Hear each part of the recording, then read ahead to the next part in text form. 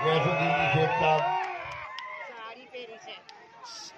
विधायक और पूर्व मंत्री महाराष्ट्र के असलम शेख साहब, वीर बख्शी जी जिला अध्यक्ष, संजय नाथ जी, धनसुख नाथ जी बापू जी, महंत रामदेव मंदिर, जय महाराज महंत हनुमान मंदिर, अभय भाटी जी पार्षद, इम्तियाज शेख साहब पार्षद, माधुरी जी, सुमित्रा जी, मोना प्रजापति जी, राकेश परमार जी ब्लॉक अध्यक्ष, ब्लॉक प्रेसिडेंट सईद शेख साहब, सम्मानित मंच और उपस्थित भाइयों बहनों बुजुर्गों नौजवान दोस्तों, मुझे बहुत खुशी है कि आज दरियापुर में आपके बीच में आने का सौभाग्य मिला। गैसुद्दीन शेख साहब को आप परखे हुए हैं, लंबे अरसे तक आप लगातार इनको चुनाव जिताते रहते हैं। ये इस बात का सबूत है कि जो आपके बीच में रहते हैं, विकास के काम करते हैं और आपके सुख दुख में भागीदार बनते हैं, उनको आपने हमेशा मान दिया, सम्मान दिया और चुनाव में विजय हासिल करवाई। इसलिए आप बहुत ही बधाई के पात्र हैं, साधुवाद के पात्र हैं। गैसुद्दीन शेख साहब का मान सम्मान पार्टी में बहुत बड़ा है। इस बात का मुझे बहुत गर्व है कि यहाँ लोहार समाज भी है, राजस्थान के लोग आए हुए भी हैं और रामदेव बाबा का मंदिर भी है जहाँ हम लोग जाते रहते हैं हर साल। गैसुद्दीन जी शेख साहब के बारे में जब आपने 3 बार इनको कामयाब किया तो आप समझ सकते हो ये चुनाव बहुत ही चुनौती भरा चुनाव है। इसमें आप सब लोगों से मैं अपील करूंगा कि इनको भारी बहुमत से वापस कामयाब करें। समय आ गया कि इस बार जो है 27 साल का जो शासन है भारतीय जनता पार्टी का, जिसको आपने भी देखा है, प्रदेशवासियों ने देखा है, और कोरोना के अंदर जो हालात हुए थे अहमदाबाद के अंदर और गुजरात के अंदर लापरवाही हुई, इतनी व्यवस्था थी, और मैं समझता हूँ कि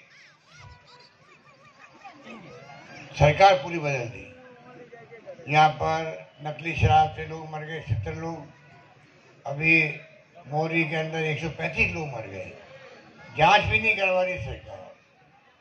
अरे जांच तो करवाओ हाईकोर्ट जज से, कम से कम मालूम पड़े गलती किसकी थी तो उनको सजा मिले। आगे लोग डरते रहे कि गलती करेंगे तो सजा मिलेगी। ये समझ के परे हैं कि हाईकोर्ट, गुजरात हाईकोर्ट ने खुद ने संज्ञान लिया, टिप्पणी करी सरकार पर, मुआवजा अधिक देने की बात कही है, पर पूरे देश में उस दिन जो घटना हुई थी, 135 लोग मारे गए थे, तो पूरे देश के अंदर लोगों में पता नहीं कितना दुख जताया था, कुछ सोच नहीं सकता। मैं भी गया था वहाँ पर, मौके पर गया, मैं खुद अस्पताल गए, मरीजों से मिलने के लिए, घायलों से मौका भी देखा हम लोगों ने, दाह संस्कार में भी गए। तो ये सरकार, प्रधानमंत्री जी सब काम छोड़ करके दिल्ली का जो उनका मुख्य काम है देश में शासन करने का, प्रधानमंत्री जी को बार बार आने की जरूरत क्या पड़ रही है। यहाँ पर गली गली मोहल्ले मोहल्ले में कहते हैं कि घूम रहे हैं, और कहावत होती है, उसी रूप में प्रधानमंत्री जी और अमित शाह जी डेरा डाले हुए हैं यहाँ पर। प्रधानमंत्री का नाम बहुत बड़ा होता है भाई कि गुजरात के प्रधानमंत्री हैं, तो फिर भी वे, उनकी पार्टी में बहुत भयंकर तो विद्रोह हुआ।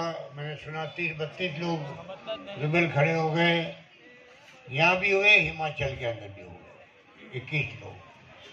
इसका मतलब पार्टी में जो बात करते हैं, अनुशासन की बात करते हैं, दोष कांग्रेस को देते हैं, ये अपने घर को नहीं संभाल पा रहे। और इसलिए बार बार प्रधानमंत्री जी को जाके मीटिंगें करनी पड़ रही है, और क्या क्या बोल रहे हैं भाषण में आप देख रहे हो।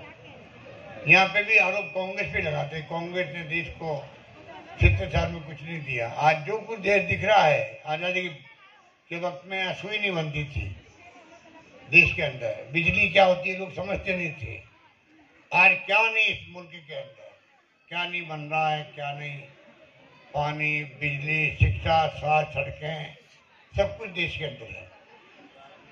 इसलिए हालात बड़े गंभीर है। गौरव यात्रा इनकी फेल हो गई, निकल नहीं पाई।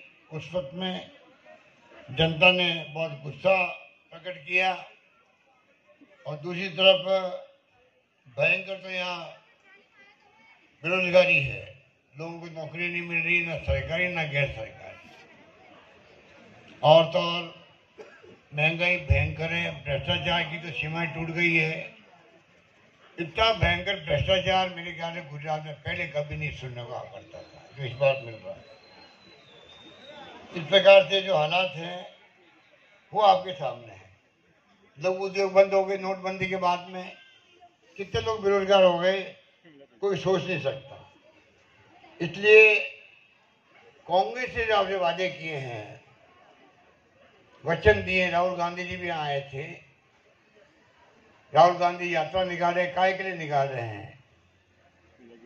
यात्रा का रूट तो एक ही है, फिक्स है वो तो, परंतु पूरे देश के अंदर सब राज्यों में, प्रदेशों में, गांवों में और घरों में मैसेज गया कि महंगाई बहुत भयंकर है देश के अंदर, बहुत भयंकर बेरोजगारी है, जो प्रेम, मोहब्बत, भाईचारा होना चाहिए सब जातियों में, बिरादरी में, धर्मों के अंदर, उसकी कमी आई है। तनाव का माहौल है देश के अंदर, जो नहीं होना चाहिए। लोकतंत्र कमजोर हो रहा है, सरकारें पैसे के बल पर बदल रहे हैं।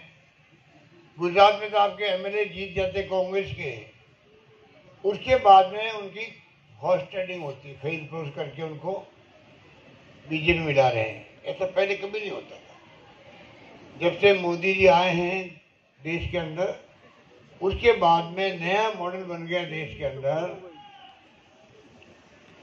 डेमोक्रेसी के अंदर, कि आप चुनी सरकारों को कैसे गिराओ। देखा आपने, अभी हाल ही महाराष्ट्र सरकार चली गई, उसके पहले मध्य प्रदेश, उसके पहले कर्नाटक, गोवा में एमएलए चले गए, गुजरात में चले गए। ये शुभ संकेत नहीं है डेमोक्रेसी के लिए। डेमोक्रेसी तो 70 साल तक कांग्रेस ने इस देश में मजबूत रखा देश को। इंदिरा गांधी जी की जान चली गई, पर देश को एक रखा, अखंड रखा, जो एक महान नेता थी प्रधानमंत्री पद पर रहते हुए। तो आप सोच सकते हो कि 70 साल तक, 75 साल तक देश में डेमोक्रेसी मजबूत रही, तभी तो प्रधानमंत्री बने मोदी जी। आज हम देखते हैं कि किस प्रकार से धज्जियां उड़ रही संविधान की। कई राज्यों में जहाँ सरकारें बीजेपी की है, वहां तो आप देख रहे हो कि इस प्रकार से कोई पत्रकार है, कोई साहित्यकार है, कोई लेखक है, अगर वो सरकार के खिलाफ लिख दे कोई आर्टिकल, तो उसको जेल जाना पड़ता है, राजद्रोह, देशद्रोह आरोप के अंदर। आप कल्पना कीजिए, डेमोक्रेसी में इस प्रकार की हरकतें अच्छी है। जिस प्रकार की हरकतें कर रहे हैं लोग, वो बहुत सोच समझ के आपको समझना पड़ेगा हम किस दिशा में जा रहे हैं, देश को कहाँ ले जा रहे हैं। और वोटों का राज है, तो आप सबकी मीटिंग हो रही है, बड़े से बड़े नेता को, जैसे पार्षद हो, गांव में सरपंच हो, एमएलए हो, एमपी हो, मंत्री, मुख्यमंत्री बनते हैं, प्रधानमंत्री बनते हैं, सबको आपके बीच में आना पड़ता है, वोट मांगना पड़ता है, दुआएं मांगनी पड़ती है, आशीर्वाद मांगना पड़ता है। इससे मान सम्मान होता है गरीबों का भी, आम आदमी का। अगर डेमोक्रेसी कमजोर होती है तो उनको कौन पूछेगा।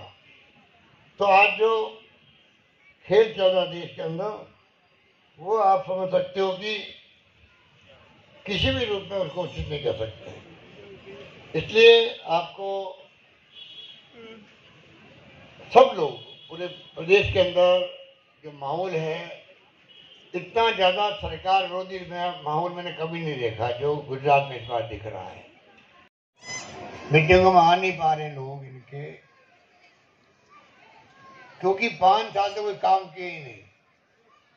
हाँ, एक उदाहरण पेश किया, पूरे देश में ऐसा कभी नहीं हुआ पूरा मंत्रिमंडल मुख्यमंत्री सहित बदल दिया गया हो, ये स्थिति आप बनी। इसलिए मैं कहना चाहूंगा कि यहाँ पर जो वचन दिए एक से बढ़ के एक। राजस्थान तो आपके पड़ोस के अंदर है, आप मैंने कहीं राजस्थान आते जाते रहते हैं। वहाँ हमने जो स्कीम बनाई है एक से बढ़ के एक है। स्वास्थ्य सेवाएं हो बिल्कुल फ्री कर दी है सब लोगों के लिए, जो कहीं नहीं है देश के अंदर। 10 लाख का बीमा कर दिया। ये आपके यहाँ भी वादा किया है कांग्रेस ने कि गुजरात के अंदर भी सरकार बनेगी तो गैस सिलेंडर भी 500 रुपये में देंगे, 500 रुपये में देंगे। आज 1040 रुपये में मिलता है। बिजली फ्री देने की बात की गई है। 10 लाख का मुफ्त इलाज होगा। ये बहुत बड़ी बात है, 10 लाख का मुफ्त इलाज होना, जो राजस्थान में लागू कर दिया है। राजस्थान में छत्तीसगढ़ 2 राज्य ऐसे हैं जहाँ कांग्रेस सरकारें हैं, उनका मॉडल अलग है, वो आपको समझना पड़ेगा। वैसे तो आप पार्टी बड़ी बड़ी बातें कर रही है तो चलने वाली नहीं, क्योंकि हमने सब वादे पूरे किए इन राज्यों में, या राजस्थान में और छत्तीसगढ़ के अंदर। कर्जा माफ करने की बात भी की है।